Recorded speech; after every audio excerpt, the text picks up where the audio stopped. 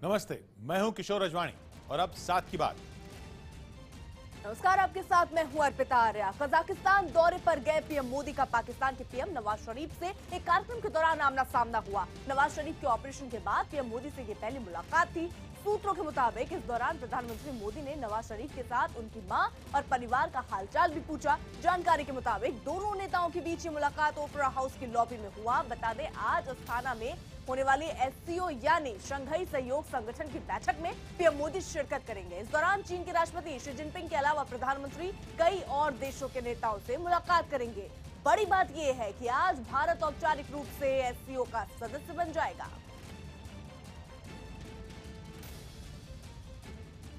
उधर मध्य प्रदेश के मंदसौर में पुलिस की गोली से किसानों की मौत के बाद से शुरू हुई सियासत लगातार जारी है। कांग्रेस के बाद आम आदमी पार्टी भी इस सियासत में कूद पड़ी है। आम आदमी पार्टी का एक 5 सदस्यीय प्रतिनिधि मंडल आज मंदसौर जाएगा। इस प्रतिनिधि मंडल में संजय सिंह, आशुतोष, भगवंत मान, साधु सिंह और सोमनाथ भारती हैं।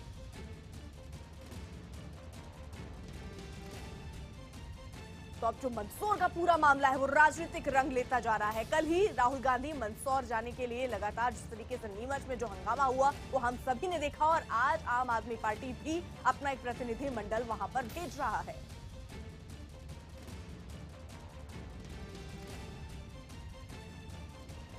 मनोज हमारे साथ सहयोगी इस वक्त जुड़ चुके हैं। मनोज, ताजा स्थिति बताइए और साथ ही साथ इस पर जो राजनीति हो रही है, क्या ये वहां के माहौल को और नहीं बिगाड़ सकता है? तो बाकी अर्पिता, लेकिन सबसे पहले आपको बताना चाहूंगा कि मैं अभी पिपलिया मंडी में हूँ। वो जगह जहाँ फायरिंग हुई थी और जहाँ पर फायरिंग के बाद जो आरोप लगा पुलिस पर कि पुलिस की फायरिंग में 5 किसानों की मौत हुई, तो मैं देख सकता हूँ कि जो हाईवे है वो जो नीमच को मंदसौर से जोड़ता है, उस हाईवे पर दोबारा ट्रक और गाड़ियाँ चल रही हैं। इसका मतलब है कि जो खौफ, जो डर पैदा हुआ था, क्योंकि कम से कम 100 गाड़ियों को आग लगाई गई होगी, तो उसको गुस्साए हुए किसान थे, उन्होंने 100 गाड़ियों में आग लगाई थी।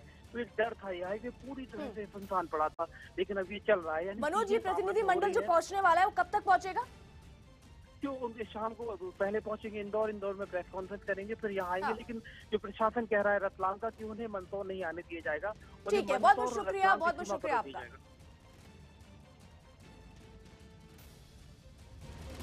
मध्य प्रदेश के नीमच में कांग्रेस उपाध्यक्ष राहुल गांधी एक मोटरसाइकिल पर बैठे दिखे, जो मंदसौर जाने के लिए निकले थे, लेकिन पुलिस ने राहुल गांधी समेत कई नेताओं को रास्ते में ही रोककर गिरफ्तार कर लिया।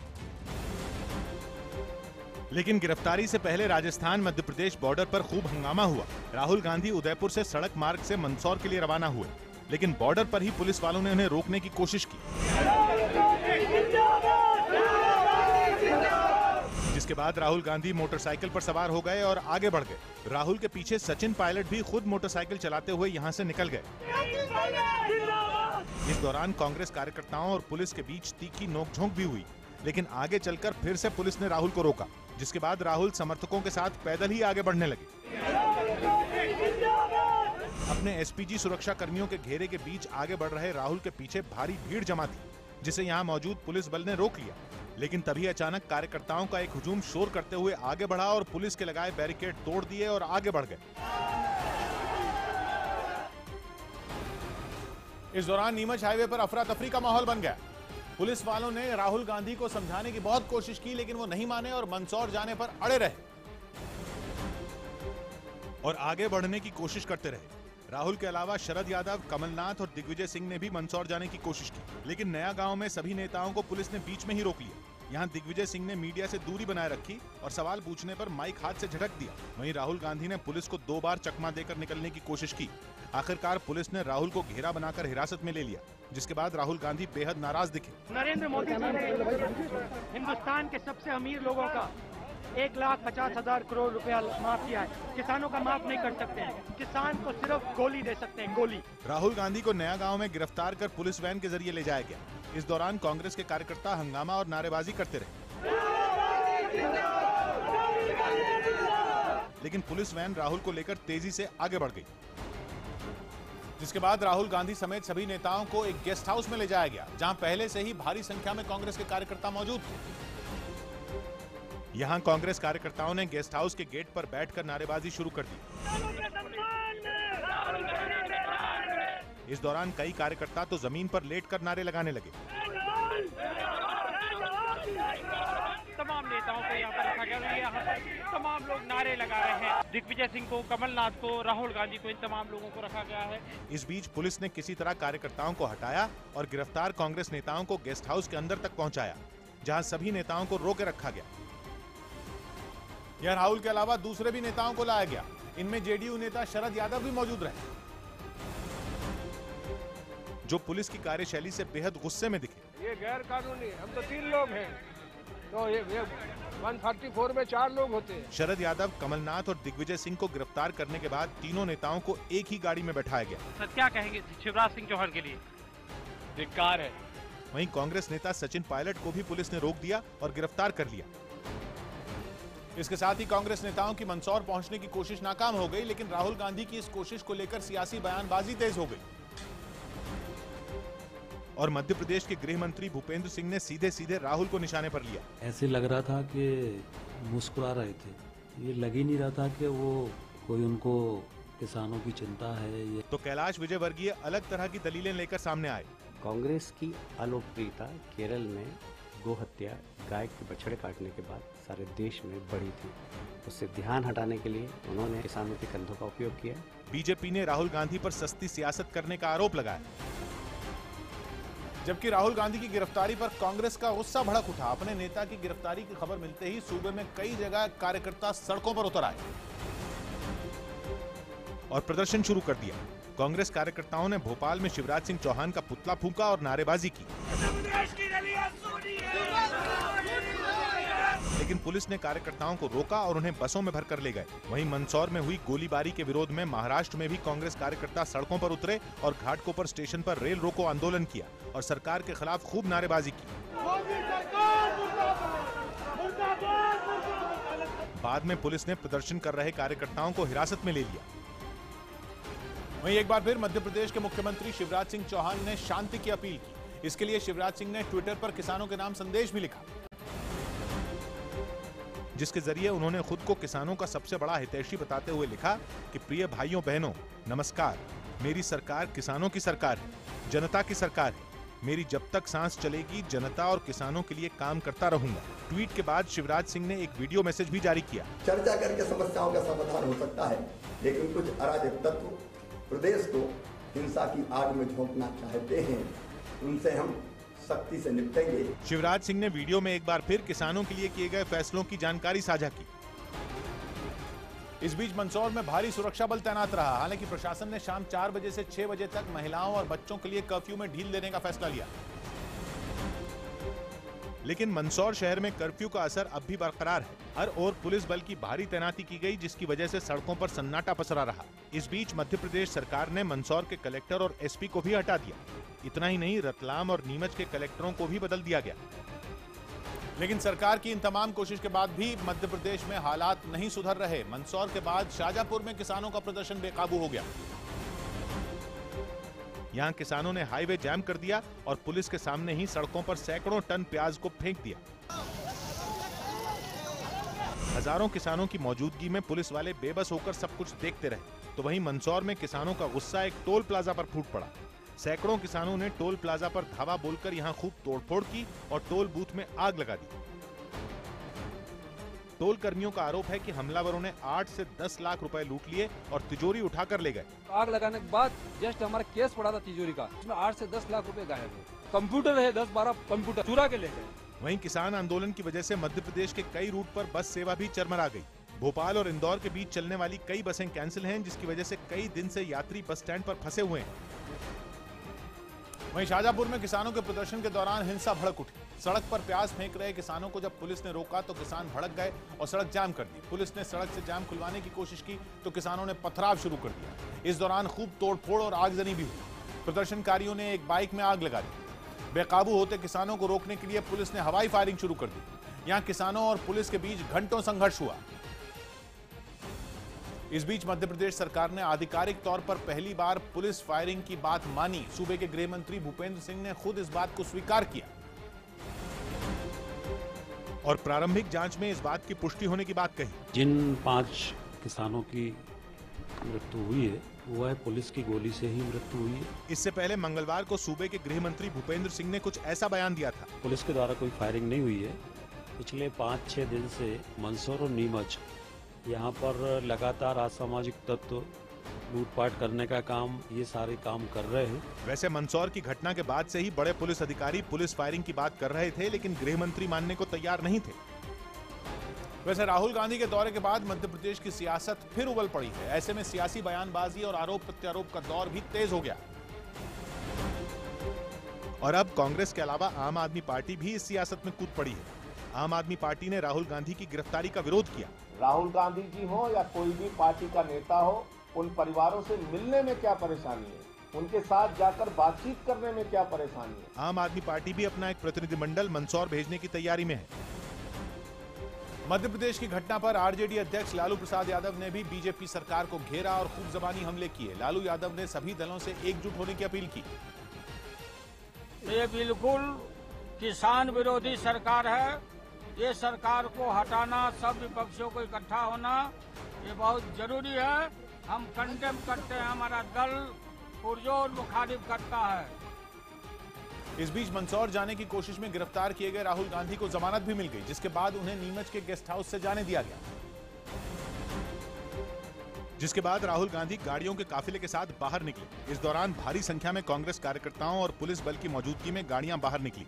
आगे राहुल गांधी की गाड़ी थी, जबकि पीछे की गाड़ी में शरद यादव, कमलनाथ और दिग्विजय सिंह बैठे। रिहा होने के बाद नेताओं ने लड़ाई जारी रखने का ऐलान किया। यह संघर्ष जारी रहेगा। पुलिस का दुरुपयोग करके गैर कानूनी हमें गिरफ्तार किया। राहुल गांधी को कड़ी सुरक्षा व्यवस्था में यहां से रवाना किया गया। जिसके बाद राहुल गांधी राजस्थान के चित्तौड़गढ़ जिले में पीड़ित परिवार से मिले, जिन्हें मंदसौर से यहां लाया गया। यहां बड़ी संख्या में किसान भी राहुल से मिलने पहुंचे। जहां राहुल गांधी के सामने किसानों ने शिकायतों का पिटारा खोल दिया, तो राहुल ने भी यहां आने की वजह बताई। मैं आपको यहाँ नहीं बुलाना चाहता था, मैं आपके यहाँ आना चाहता था, मगर मुझे पकड़ के मत्था बंदर कर दिया। हालांकि यहां मौजूद कुछ किसानों ने मामले को राजनीतिक रंग न देने की अपील भी की। तो पहली बार देश में किसान आंदोलन खड़ा हुआ है, इसलिए इसको राजनीतिक रंग नहीं दिया जाए। राहुल गांधी ने किसानों को भरोसा दिया कि वो उनके मुद्दे आगे भी उठाते रहेंगे। किसानों से मिलने के बाद राहुल गांधी यहां से रवाना हो गए। लेकिन किसान आंदोलन के दौरान हुई हिंसा पर अब मध्य प्रदेश सरकार ने सख्ती का मन बना लिया है। मध्य प्रदेश बीजेपी के अध्यक्ष नंद कुमार चौहान ने एक बार फिर हिंसा के पीछे कांग्रेस का हाथ बताया और कांग्रेस पर आंदोलन की आड़ में बीजेपी नेताओं को निशाना बनाने का आरोप लगाया। कांग्रेस के नेताओं ने इस आंदोलन को हिंसक बनाकर चुन कर भारतीय जनता पार्टी के लोगों के मकानों में आग लगाई। इस बीच सूबे की सरकार उन कांग्रेस नेताओं को चिन्हित कर रही है जिन पर आंदोलन के दौरान लोगों को उकसाने का आरोप लगा है। जल्द ही ऐसे लोगों की गिरफ्तारी भी हो सकती है। कश्मीर में हुर्रियत का बंद। हुर्रियत ने आज कश्मीर घाटी में बंद का ऐलान किया। शोपियां में जवानों की फायरिंग ने कश्मीरी युवक आदिल अहमद की मौत के विरोध में ये बंद बुलाया है। 3 दिन के छत्तीसगढ़ दौरे पर गए बीजेपी अध्यक्ष अमित शाह आज नक्सल प्रभावित जिले बस्तर का दौरा करेंगे। केजरीवाल सरकार ने आज से दिल्ली विधानसभा का 2 दिवसीय सत्र बुलाया है। इस दौरान विधानसभा में दिल्ली में सफाई की समस्या के साथ ही जनता से जुड़े अन्य मुद्दों पर बहस होगी। आज उत्तर प्रदेश बोर्ड के 10वीं और 12वीं के नतीजे घोषित किए जाएंगे। दोपहर 12 बजे बोर्ड की वेबसाइट पर नतीजे घोषित किए जाएंगे। इनकम टैक्स रिटर्न फाइल करते वक्त आधार कार्ड की अनिवार्यता को लेकर सुप्रीम कोर्ट आज दोपहर 2 बजे अपना फैसला सुनाएगा। हरियाणा के सोनीपत में एक युवक युवती ने ट्रेन के सामने लेटकर अपनी जान दे दी।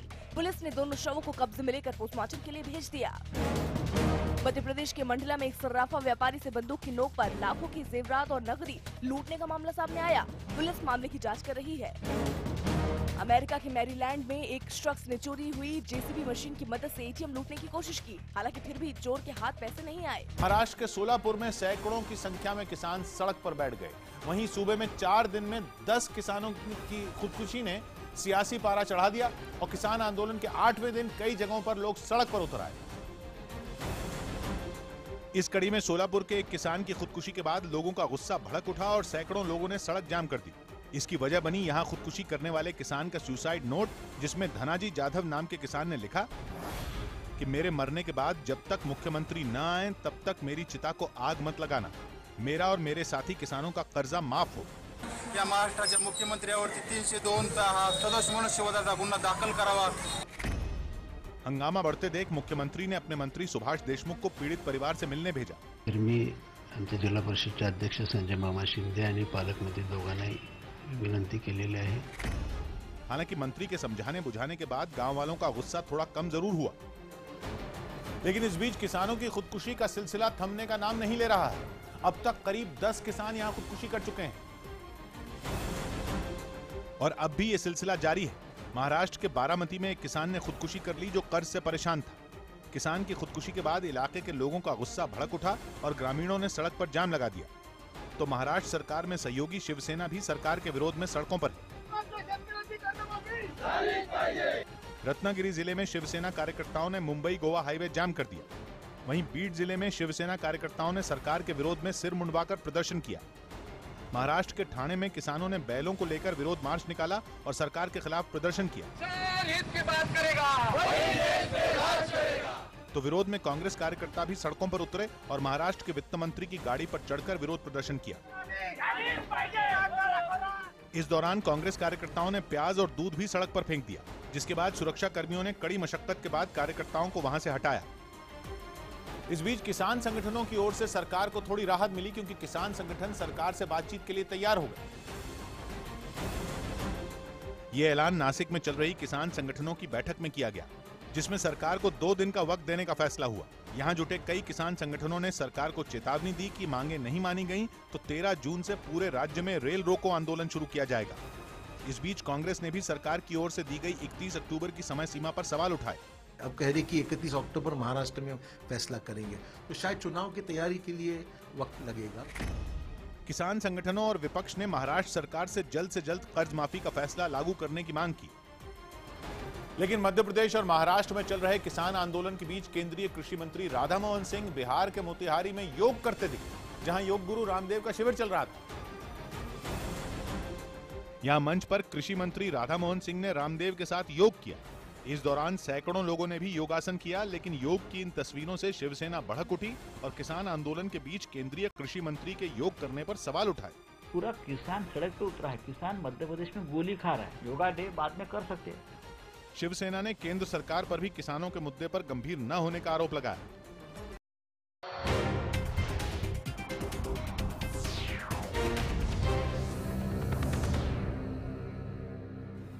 और इस वक्त की बड़ी खबर आ रही है कश्मीर के शोपिया से, जहां आतंकियों ने जम्मू कश्मीर पुलिस के स्पेशल ऑपरेशन ग्रुप यानी एसओजी के कैंप पर हमला किया। इस दौरान आतंकियों और सुरक्षा बलों के बीच मुठभेड़ भी हुई। रिफत अब्दुल्ला हमारे साथ श्रीनगर से हमारे सहयोगी जुड़ चुके हैं। रिफत, कितने बजे हुआ यह हमला? देखिए अर्पिता, ये रात के दौरान हुआ, तकरीबन 2 से 2:30 बजे के दरमियान हुआ ये अटैक। क्योंकि मिलिटेंट्स की प्रेजेंस साउथ कश्मीर में है तो शायद उन्होंने वहां पे अटैक किया होगा एसओजी के कैंप पे, लेकिन एसओजी के कैंप में लोग अलर्ट थे, उन्होंने वापस फायरिंग की और उसके बाद मिलिटेंट जो है वो वहां से भाग निकलने में कामयाब हो गए। फिर वहां सर्च ऑपरेशन जो है अभी भी ये कहा जा सकता है कि वहां नजर बनाई रखी गई है कि कहां से मिलिटेंट आए थे और कहां से भाग निकलने में कामयाब हो गए। लेकिन ये बात है कि 2 से 2:30 बजे के दरमियान फायरिंग हुई एसओजी की कैंप पे और फायरिंग करके मिलिटेंट भाग गए। बहुत शुक्रिया रिफत। जम्मू कश्मीर के उरी में सेना के जवान आतंकियों की तलाश करते हुए दिखाई दिए। 24 घंटे से भी कम समय में सेना ने घुसपैठ की 4 कोशिश को नाकाम किया और 7 आतंकियों को ढेर कर दिया। इसी बीच उरी सेक्टर में सेना के ऑपरेशन की तस्वीरें सामने आईं, जिसमें सेना के जवान बख्तरबंद गाड़ियों में बॉर्डर पर मोर्चा संभालते दिखाई दिए। हथियारों से लैस जवान बेहद सावधानी से बख्तरबंद गाड़ियों के सहारे बॉर्डर के साथ साथ चलते हुए उतरे और आसपास के इलाके में आतंकियों की तलाश की। नौगाम में भी पेड़ों के पीछे पोजीशन लेकर दनादन गोलियां दागते जवानों की तस्वीरें आईं। लंबे ऑपरेशन के बाद सेना सर्च ऑपरेशन चला रही है। आतंकवादियों ने पाकिस्तान की सीमा से भारत में घुसपैठ की कोशिश अचानक तेज कर दी, लेकिन सेना आतंकियों से निपटने के लिए पहले से तैयार थी और इसीलिए घुसपैठ की 4 कोशिश को नाकाम कर दिया गया। हालांकि उरी में सेना के 2 जवान जख्मी हो गए, लेकिन घुसपैठ की कोशिश को सेना ने नाकाम कर दिया। नौगाम में 3 आतंकियों को ढेर कर दिया गया तो 1 जवान शहीद हो गया। सेना घुसपैठ नाकाम करने में कामयाब रही। आतंकियों से भारी मात्रा में हथियार भी बरामद किए गए। माचिल सेक्टर में भी 4 आतंकियों को ढेर करने में कामयाबी हासिल हुई। ऑपरेशन में सेना के 2 जवान जख्मी हो गए। मारे गए दहशतगर्दों से भारी मात्रा में हथियार बरामद हुए हैं। घुसपैठ की चौथी कोशिश गुरेज सेक्टर में हुई, जहां सेना की जवाबी कार्रवाई से डरकर घुसपैठिए उल्टे पांव लौट गए। तो सेना प्रमुख जनरल बिपिन रावत ने दावा किया कि भारतीय सेना को आधुनिक बनाने का काम तेजी से हो रहा है। साथ ही उन्होंने यह भी कहा कि सेना एक साथ 2.5 युद्ध लड़ने के लिए तैयार है। सेना प्रमुख ने एक एजेंसी को दिए इंटरव्यू में कहा कि चीन, पाकिस्तान और आंतरिक सुरक्षा के मोर्चे पर यानी कुल 2.5 लड़ाई लड़ने के लिए सेना पूरी तरह तैयार है। आर्मी चीफ ने पाकिस्तान पर भी कश्मीर के युवाओं को भड़काने का आरोप लगाते हुए कहा कि पाकिस्तान सोशल मीडिया पर प्रोपेगेंडा के जरिए कश्मीर के युवाओं के बीच अफवाहें फैला रहा है। ब्रिटेन में हुए चुनाव के लिए वोटों की गिनती जारी है। हालांकि एग्जिट पोल के मुताबिक सत्ताधारी कंजर्वेटिव पार्टी सबसे ज्यादा सीटें हासिल कर सकती है। हालांकि एग्जिट पोल के अनुमान में जाहिर किया गया है कि थेरेसा मे के नेतृत्व वाली पार्टी बहुमत गंवा सकती है। कल ब्रिटिश संसद की 650 सीटों के लिए चुनाव हुए थे। स्पष्ट बहुमत के लिए किसी भी पार्टी को 326 सीटों की जरूरत है। एग्जिट पोल में अनुमान लगाया गया कि कंजर्वेटिव पार्टी सबसे बड़े दल के रूप में उभरेगी और उसे 314 सीटें मिल सकती हैं और उससे 17 सीटों का नुकसान हो सकता है। मुख्य विपक्षी दल लेबर पार्टी को 34 सीटों का फायदा होने का अनुमान है और कुल मिलाकर उसे 266 सीटें मिल सकती हैं। फिल्म दंगल में शानदार काम के दम पर नाम कमा चुकी फातिमा सना शेख की तस्वीर पर हंगामा मच गया। अभिनेत्री फातिमा ने स्विमसूट पहने कुछ तस्वीरें सोशल साइट पर डाली और जैसे ही फातिमा सना शेख की ये तस्वीरें सामने आईं, तूफान खड़ा हो गया। सोशल मीडिया पर डाली गई इन तस्वीरों की वजह से दंगल गर्ल फातिमा पर फप्तियां कसी गई। लोगों ने फातिमा को धर्म की दुहाई देते हुए बेशर्म तक कह डाला। रमजान के महीने में ऐसी तस्वीर, शर्म करो सना शेख। मुस्लिम पर्सनल लॉ बोर्ड ने फातिमा को तमीज में रहने की नसीहत दी। इस्लाम ने एक ड्रेस कोड दिया है औरतों के लिए। उस ड्रेस कोड की पाबंदी जो है सिर्फ रमजान ही नहीं, पूरे 12 महीने करने चाहिए। जिन तस्वीरों पर बवाल मचा है उन्हें फातिमा ने मालदीव से इंस्टाग्राम पर पोस्ट किया था। फिलहाल आमिर खान की एक और फिल्म ठग्स ऑफ हिंदुस्तान की शूटिंग के सिलसिले में फातिमा मालदीव में। उनकी जिन तस्वीरों पर हिंदुस्तान में हंगामा खड़ा हुआ उसे कुछ लोग गलत भी ठहरा रहे हैं, क्योंकि उनकी नजर में किसी लड़की के लिए बुरे शब्दों का इस्तेमाल इस्लाम में बहुत बड़ा गुनाह माना गया है।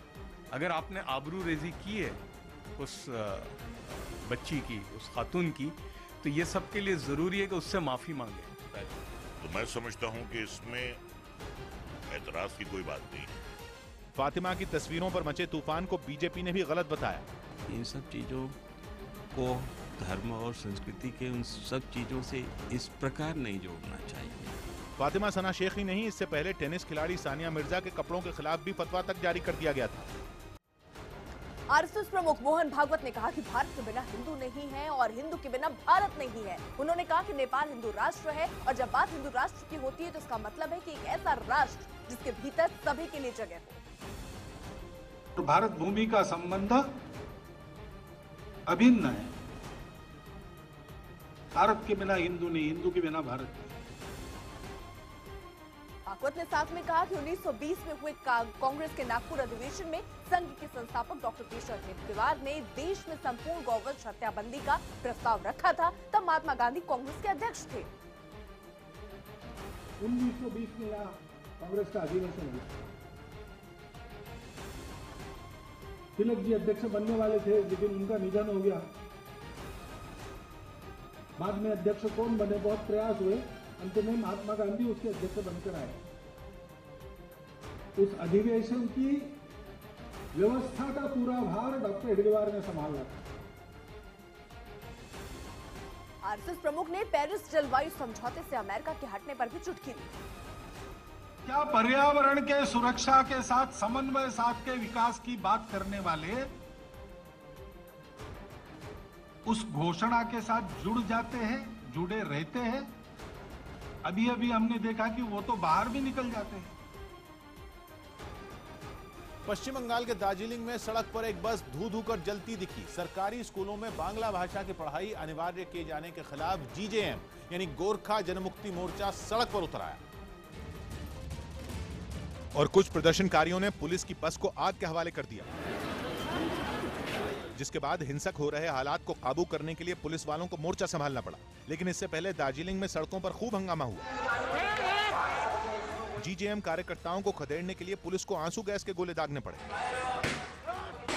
आरोप है कि जीजेएम कार्यकर्ताओं ने पुलिस पर पथराव भी किया, जिसके जवाब में पुलिस वालों ने भी पत्थर उठाकर पलटवार किया।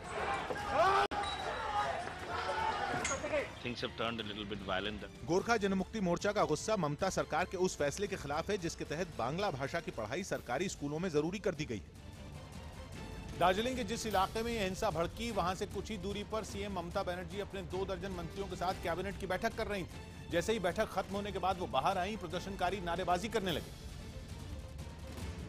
और पुलिस ने जब उन्हें रोकने की कोशिश की तो आंदोलन करने वाले हिंसा पर उतर आए, जिसके बाद पुलिस वालों को सख्ती बरतनी पड़ी। हालांकि ममता बनर्जी ने यह साफ कर दिया कि पहाड़ी इलाकों के लिए बांग्ला भाषा जरूरी नहीं होगी। इसके बावजूद गोरखा जनमुक्ति मोर्चा ने आंदोलन जारी रखा। इस हिंसा के बाद दार्जिलिंग के कई इलाकों में तनाव है। वहीं जीजेएम ने शुक्रवार को 12 घंटे का बंद बुलाया है। आज बड़े पर्दे पर रिलीज होगी फिल्म राबता। कानूनी लड़ाई लड़ने के बाद सुशांत सिंह राजपूत और कृति सेन की फिल्म राबता आज बड़े पर्दे पर रिलीज होगी। श्रुति हसन और राजकुमार राव की फिल्म बहन होगी तेरी भी आज रिलीज होगी। फिल्म की रिलीज से पहले मुंबई में स्पेशल स्क्रीनिंग रखी गई थी। रणबीर कपूर और कटरीना कैफ की आने वाली फिल्म जग्गा जासूस का नया गाना आज जारी किया जाएगा। सेंसर बोर्ड के अध्यक्ष पहलाज निहलानी ने पूर्व प्रधानमंत्री मनमोहन सिंह पर फिल्म बना रहे निर्माता सुनील बोहरा को चेतावनी देते हुए कहा कि उन्हें फिल्म बनाने से पहले पूर्व प्रधानमंत्री मनमोहन सिंह, सोनिया गांधी और फिल्म में दिखाए जाने वाले अन्य नेताओं से मंजूरी के तौर पर एनओसी लेनी होगी। हॉलीवुड अभिनेता टॉम क्रूज की फिल्म द मम्मी आज भारत में रिलीज होगी। मुंबई के सेंट जूड चाइल्ड केयर सेंटर में कैंसर पीड़ित बच्चों के लिए एक अनोखे म्यूजिक थेरेपी प्रोग्राम का आयोजन किया गया। इस कार्यक्रम में ऑस्ट्रेलिया की पूर्व गेंदबाज ब्रेट ली ने भी शिरकत की। चैंपियंस ट्रॉफी में आज न्यूजीलैंड और बांग्लादेश के बीच मैच खेला जाएगा। ये मैच दोपहर 3 बजे से कार्डिफ में खेला जाएगा। गुजरात के वडोदरा में वडोदरा क्रिकेट संघ ने अपना खुद का मोबाइल ऐप लॉन्च किया है। इस ऐप के जरिए वडोदरा क्रिकेट संघ के हर मैच का स्कोर कोई भी कहीं पर भी बैठकर देख सकता है। क्रिकेटर सुरेश रैना ने सोशल मीडिया पर एक वीडियो शेयर किया, जिसमें वो अपनी बेटी ग्रेसिया के बालों का स्टाइल बिल्कुल अपने बालों की तरह ही करवा रहे हैं। चैंपियंस ट्रॉफी के एक मुकाबले में श्रीलंका ने भारत को 7 विकेट से हरा दिया। 322 रनों के लक्ष्य का पीछा करने उतरी श्रीलंका टीम ने 48 ओवर्स में 4 गेंदों में लक्ष्य हासिल कर लिया। श्रीलंका की तरफ से कुशल मेंडिस ने नाबाद 89 रनों की पारी खेली। हालांकि चोट की वजह से मेंडिस को रिटायर्ड हर्ट होना पड़ा। श्रीलंका ने टॉस जीतकर भारत को बल्लेबाजी का न्यौता दिया। भारत ने 50 ओवर्स में 6 विकेट के नुकसान पर 321 रन बनाए। श्रीलंका की इस जीत से भारत के लिए सेमीफाइनल की राह मुश्किल हो गई है। भारत का अगला मुकाबला दक्षिण अफ्रीका से है, जिसे भारत को हर हाल में जीतना होगा। चैंपियंस ट्रॉफी में अब ग्रुप बी के समीकरण काफी मुश्किल हो गए हैं और ये ग्रुप ऑफ डेथ बन गया है। भारत की हार के बाद अब इस ग्रुप के चारों टीमों के 2-2 मैच के बाद बराबर अंक हो गए हैं। ऐसे में सभी टीमों के लिए आखिरी मुकाबला निर्णायक हो जाएगा। जो टीम अपना आखिरी लीग मैच जीतेगी, सेमीफाइनल का टिकट उसी को मिलेगा। भारत की आखिरी भिड़ंत दक्षिण अफ्रीका के ओवल के मैदान पर रविवार को होना है और उससे ये मैच हर हाल में जीतना होगा। वहीं पाकिस्तान का मुकाबला श्रीलंका से 12 जून को होगा। सूरत में बारिश के बीच एक ऐसी तस्वीर सामने आई जिसमें कुछ लोग बाल बाल बच गए। घटना में एक पुरुष और महिला बीच सड़क पर बड़े हादसे से बच गए। तेज हवा और बारिश के बाद सड़क के किनारे एक बड़ा पेड़ जमीन पर गिर गया और इस दौरान चंद सेकंड्स पहले ही वहां से ये दोनों शख्स गुजर रहे थे। तस्वीरों में साफ नजर आ रहा है कि किस्मत इन दोनों पर मेहरबान थी। सीसीटीवी की दूसरी तस्वीरों में एक पेड़ सड़क से गुजर रहे एक टेम्पो पर गिरा। हादसे के बाद पास खड़े लोग जब वहां पहुंचे तो टेम्पो ड्राइवर को सुरक्षित पाया और कुछ ही सेकंड्स बाद वो टेम्पो से बाहर निकल आया। दिल्ली में न्यूनतम मजदूरी बढ़ गई है। दिल्ली सरकार ने न्यूनतम मजदूरी के महंगाई भत्ते में बढ़ोतरी कर दी। देहरादून में 10 जून को होने वाली इंडियन मिलिट्री एकेडमी की पासिंग आउट परेड से पहले रिहर्सल की गई। कैडेट पे 490 पास आउट हो गए। उत्तर प्रदेश में हाईकोर्ट के आदेश पर साल 2011 की दारोगा भर्ती प्रक्रिया शुरू हो गई। दारोगा भर्ती पर यूपी में 14 जून से बोर्ड की वेबसाइट पर प्रवेश पत्र मिलेगा। साल 2014 में दिल्ली में हुए रेप के मामले में कैब सेवा देने वाली कंपनी उबर ने अपने एक अधिकारी को बाहर का रास्ता दिखा दिया। उबर के अधिकारी एरिक अलेक्जेंडर पर रेप पीड़ित महिला की निजी जानकारी और मेडिकल रिपोर्ट को सार्वजनिक करने का आरोप है। तेलुगु फिल्म VIP 2 यानी वेलई एल्ले पट्टदारी का टीजर अमिताभ बच्चन ने रिलीज किया। फिल्म में अभिनेता धनुष के साथ काजोल भी हैं, लेकिन वो टीजर में कहीं नहीं दिखाई दी। VIP 2 के जरिए काजोल करीब 2 दशक बाद तमिल सिनेमा में वापसी करेंगी। टाइगर श्रॉफ और नवाजुद्दीन सिद्दीकी की फिल्म मुन्ना माइकल का नया पोस्टर जारी किया गया। दिल्ली से सटे गाजियाबाद के बमहेटा गांव में 2 लोगों की हत्या का मामला सामने आया है। यहां चुनावी रंजिश की वजह से दोनों पक्षों के बीच हुई गोलाबारी में 2 लोगों की मौत हो गई, जबकि 3 लोग गंभीर रूप से घायल हो गए। घायलों को अस्पताल में भर्ती कराया गया। गाजियाबाद एसपी के मुताबिक मामला 5 साल पुरानी चुनावी रंजिश से जुड़ा है। उस वक्त की बड़ी खबर आ रही है चारा घोटाले से जुड़ी हुई। चारा घोटाले के एक मामले में पेशी के लिए आरजेडी अध्यक्ष लालू प्रसाद यादव रांची की सीबीआई कोर्ट पहुंचे हैं। आपको बता दें कि कोर्ट ने लालू के अलावा पूर्व मुख्यमंत्री जगन्नाथ मिश्र और पूर्व मुख्य सचिव सजल चक्रवर्ती को भी समन दिया है। अमेरिका के शिकागो में एयरपोर्ट पर कुछ लोग ट्रॉली बैग पर सवार होकर चलने लगे, क्योंकि अमेरिका की एक कंपनी ने खास किस्म का ट्रॉली बैग इजाद किया। और ऐसे ही ट्रॉली बैग पर सवार होकर कुछ लोग एयरपोर्ट पर घूमने लगे। इस ट्रॉली बैग में खास तरह की मोटर लगाई गई है जो बैटरी से चलती है। इस ट्रॉली बैग में बाकायदा स्कूटर की तरह हैंडल और ब्रेक लगे हैं और पैर रखने के लिए फुटरेस्ट भी है। This is fantastic. Everyone should have a motor bag. Cool. They're really cool. They're fast too, and you can charge on the go. अपने मालिक का सफर आसान करने वाले इस बैग में मोबाइल और लैपटॉप को चार्ज करने की सुविधा है। ये ट्रॉली बैग 8 किलोमीटर प्रति घंटा की रफ्तार से चल सकता है। ये बैग तकरीबन 117 किलो तक का वजन उठा सकता है और इसकी कीमत करीब 70,000 रुपए है। जहां एक तरफ ये बैग लोगों को सवारी करवाता नजर आया, तो दूसरा बैग एक शख्स के साथ साथ चलता दिखा। एक अमेरिकी कंपनी ने दुनिया का पहला हैंड्स फ्री बैग बनाने का दावा किया है, जिसे हाथ में उठाना या पकड़कर खींचना नहीं पड़ेगा, क्योंकि ये बैग अपने मालिक के साथ खुद ब खुद चलता रहेगा।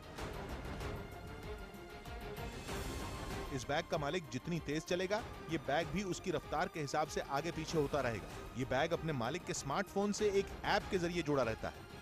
करीब 25,000 की कीमत वाला ये बैग खड़े रहकर या जमीन पर लेटकर चल सकता है। ये बैग 10 किलोमीटर प्रति घंटा की रफ्तार से चल सकता है। इसमें LED लाइट, चार्जिंग, GPS और ऑटोमेटिक लॉक की भी सुविधा है।